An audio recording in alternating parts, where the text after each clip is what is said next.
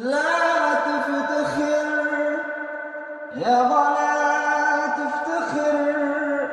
بالله لو بالظالمات جود عاش أصيلا